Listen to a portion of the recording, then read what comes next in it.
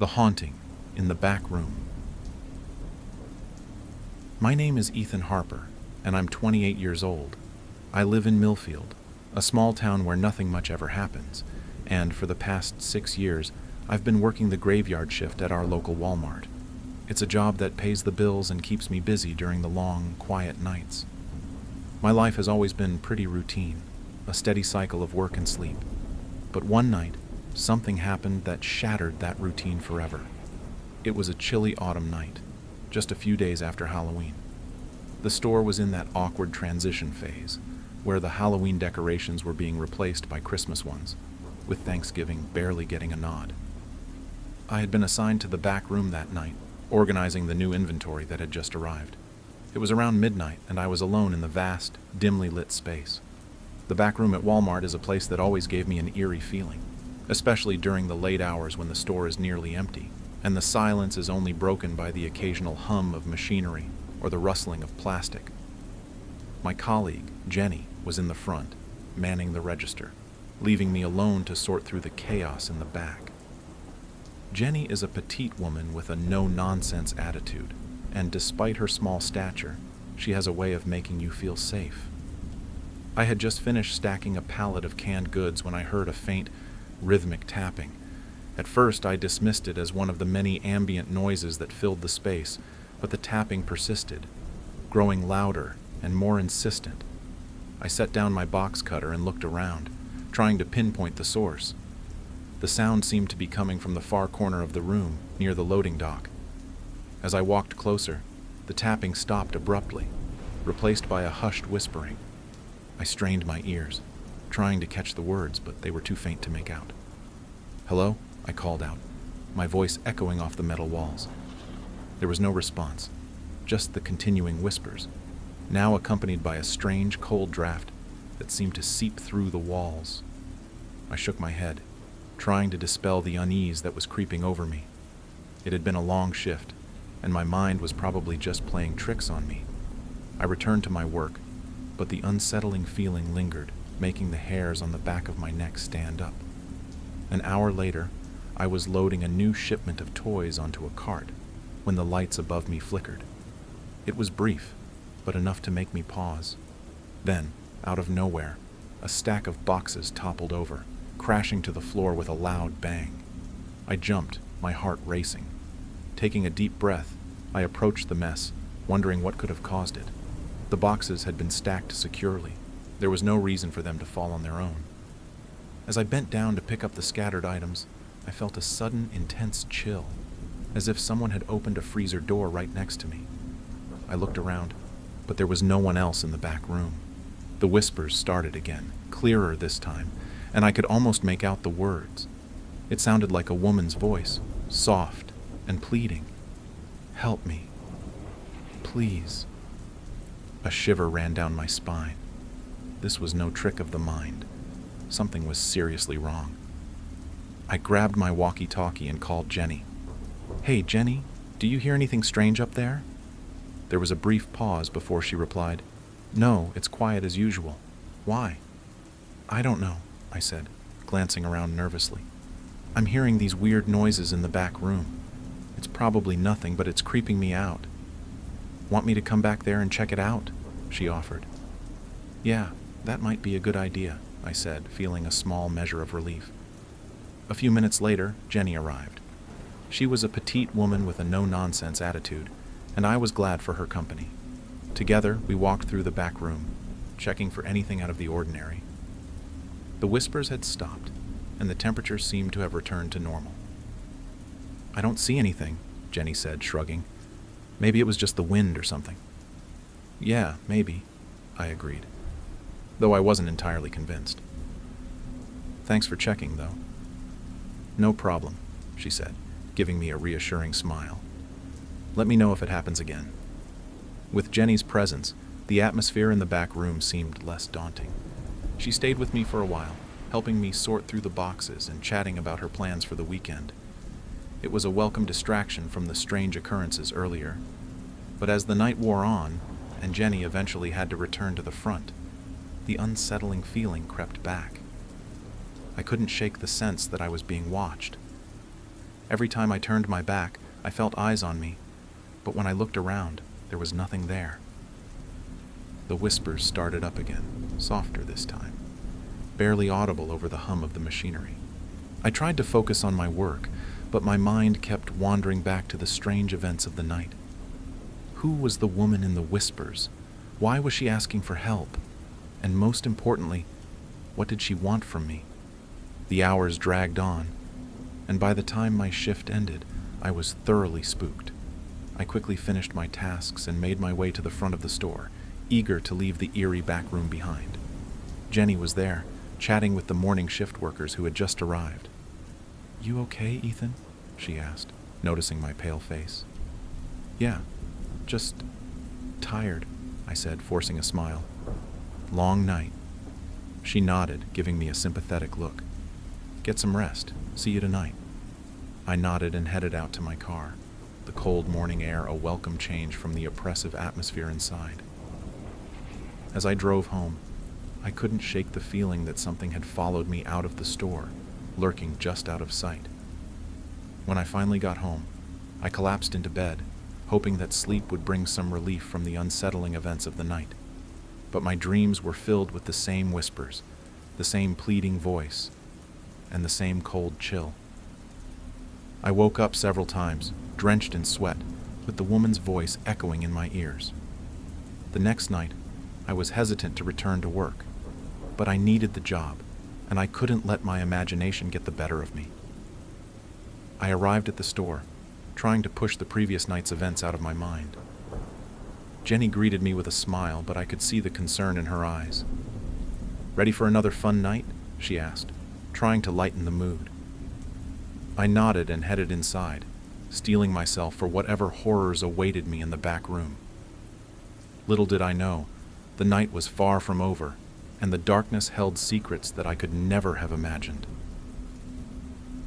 The Shadow in the Attic. My name is Jessica, and I'm 34 years old, a mother of two. I recently moved into an old Victorian house in a small town in Pennsylvania with my husband Mike and our two children, Emily and Ben. We were drawn to the house's charm and history, but we had no idea that it came with a dark secret. The first few weeks in our new home were blissful. We spent our days exploring the town and our nights unpacking and settling in. The kids were delighted with their new rooms, and Mike and I were just happy to have a fresh start in such a beautiful place. It wasn't until we decided to clear out the attic that things took a sinister turn. The attic was filled with decades of forgotten belongings, old furniture, dusty books, and countless boxes. We had put off clearing it out, focusing on more immediate tasks, but one rainy Saturday, we finally decided to tackle it. As we sorted through the clutter, I came across an old leather-bound diary. Curious, I opened it and began to read. The diary belonged to a woman named Eliza, who had lived in the house in the early 1900s. Her entries started off innocently enough, detailing her daily life and the joys of raising her children. But as I read further, her tone grew darker and more desperate. Eliza wrote about a shadowy figure that haunted her home, lurking in the corners of her vision and whispering terrible things in her ear. She described feeling watched, even when she was alone, and hearing footsteps in the attic at night. Her last entry was a frantic plea for help, begging anyone who found the diary to believe her. I felt a chill run down my spine as I closed the diary. I couldn't shake the feeling that we were not alone in the house.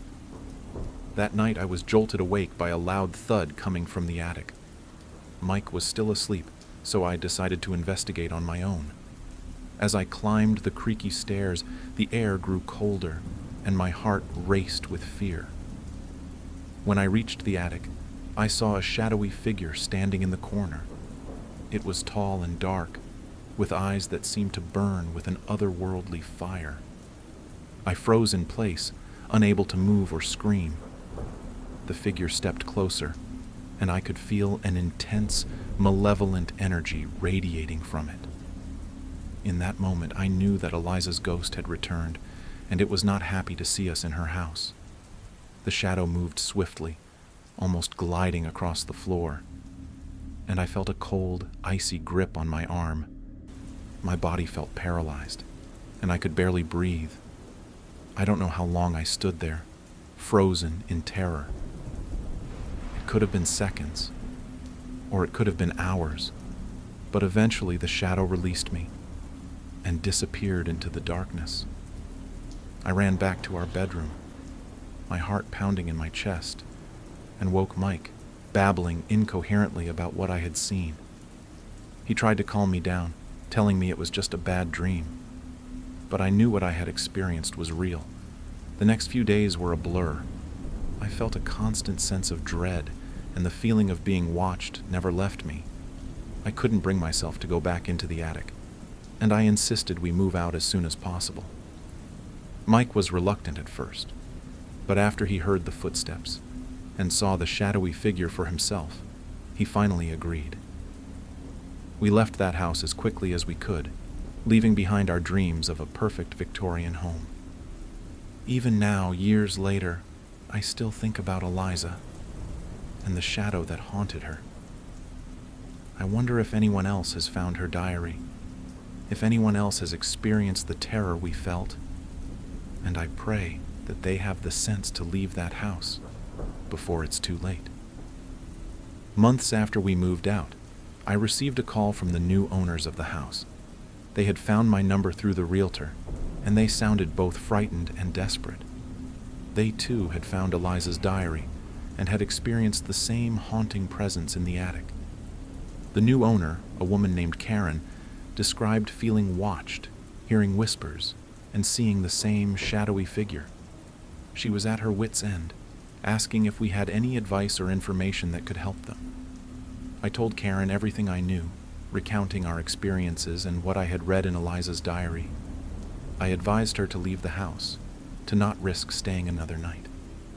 But Karen was determined to stay and find a way to rid the house of the ghost. She believed there must be a way to help Eliza find peace. Over the next few weeks, I kept in touch with Karen. She tried various methods to cleanse the house, bringing in priests, mediums, and even attempting to perform rituals she found in old texts. But nothing seemed to work. The presence grew more aggressive, and Karen's messages became increasingly frantic. One night, I received a call from Karen. She was sobbing, her voice filled with terror. "Jessica, I think she's coming for me," she whispered. I tried to calm her down, to tell her to leave the house immediately, but the call abruptly ended. I tried calling back, but there was no answer. The next morning, I learned from the local news that Karen had been found dead in the attic. The official cause was a heart attack, but I knew it was more than that. Eliza's ghost had claimed another victim. I couldn't shake the feeling of guilt. Maybe if we had tried harder to understand Eliza, to help her find peace, things would have been different. I spent hours researching the history of the house, trying to find any information about Eliza and what might have caused her spirit to remain trapped. Through old records and newspaper clippings, I pieced together Eliza's tragic story. She had been a young widow, left to raise her children alone after her husband died in a mining accident. Her grief was compounded by the loss of her youngest child to illness. It was said that she became increasingly isolated, consumed by her sorrow and the belief that her house was haunted by a dark presence. Eliza's diary entries, which I had initially thought were mere delusions of a grief-stricken woman, now seemed to hold a grim truth. The shadow she described wasn't just a figment of her imagination. It was a real and malevolent force. I began to wonder if it was the spirit of her deceased husband, driven mad by his untimely death and the suffering of his family. I reached out to a local historian who specialized in paranormal activity. He was intrigued by my findings and agreed to visit the house with me. We wanted to understand what was binding Eliza's spirit to the house and how we could help her find peace. The historian, Dr. Evans, and I arrived at the house early one morning. The new owners had vacated, leaving the house eerily empty.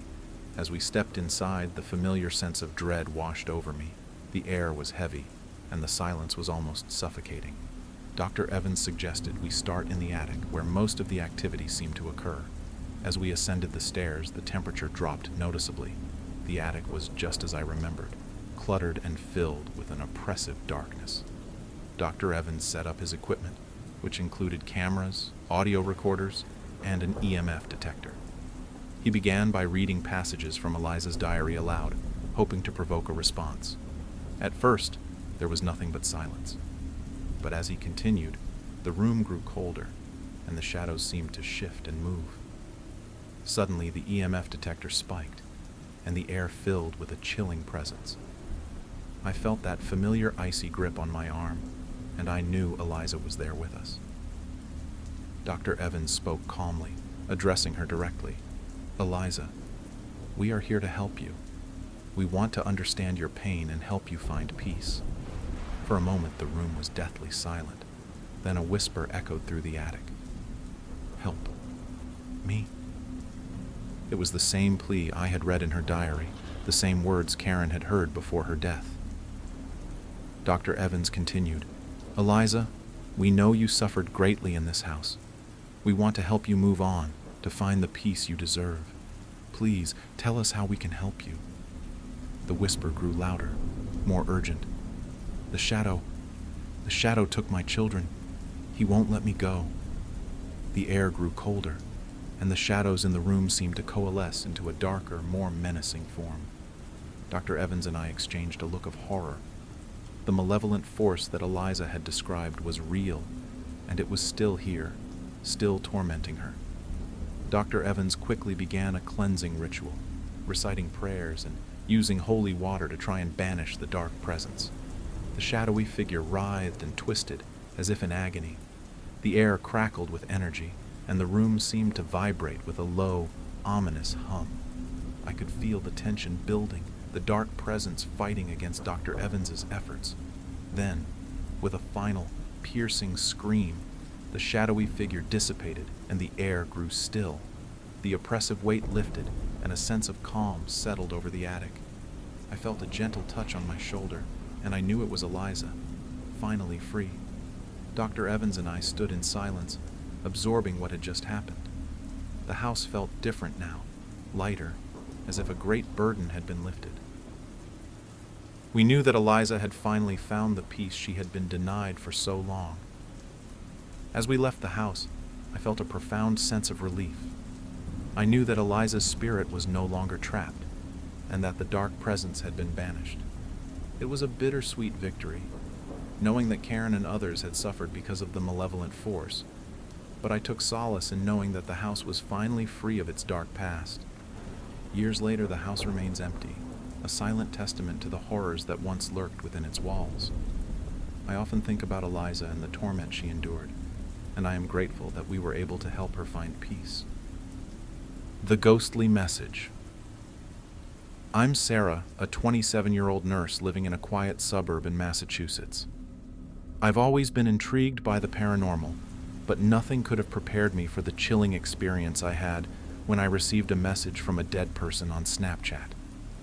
It was a typical evening, and I was winding down after a long day at work. As I scrolled through my Snapchat feed, I received a notification from an unfamiliar username, one that I didn't recognize. Intrigued, I opened the message, expecting it to be from a friend or acquaintance. But as the image loaded, my blood ran cold. Staring back at me from the screen was the face of my grandmother, a woman who had passed away several years ago. I felt a surge of shock and disbelief as I stared at the image, unable to comprehend what I was seeing.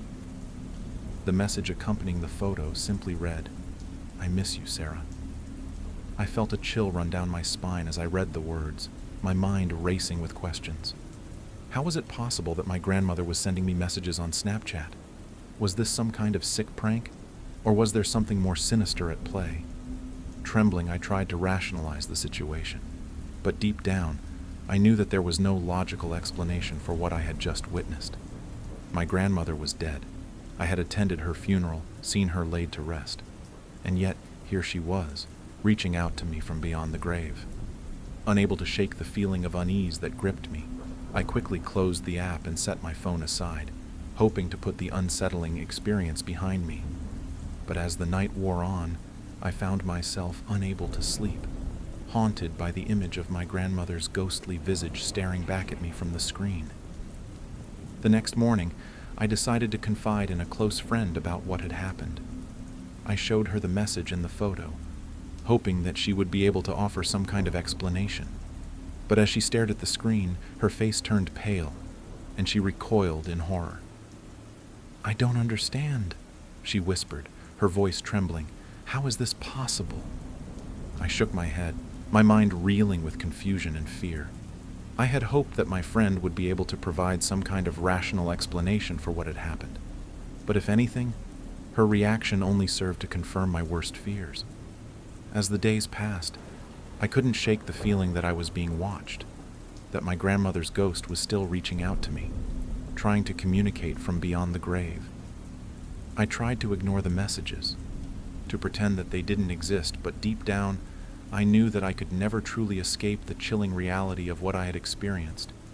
And as I deleted the Snapchat app from my phone, I couldn't help but wonder what other horrors lay hidden in the digital realm, waiting to be discovered by those brave enough to venture into the unknown.